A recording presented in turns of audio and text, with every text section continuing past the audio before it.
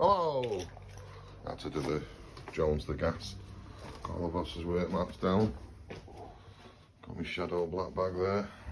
I'm taking out this old Baxi and putting in a Worcester 1030 kilowatt with EPH controls and adding a Corgi filter.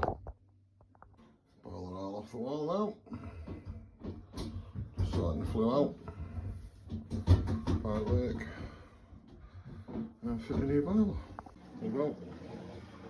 Boiler all done. The customer just paging EPH controls,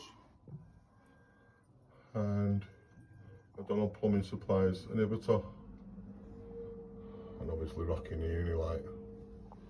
That's all done.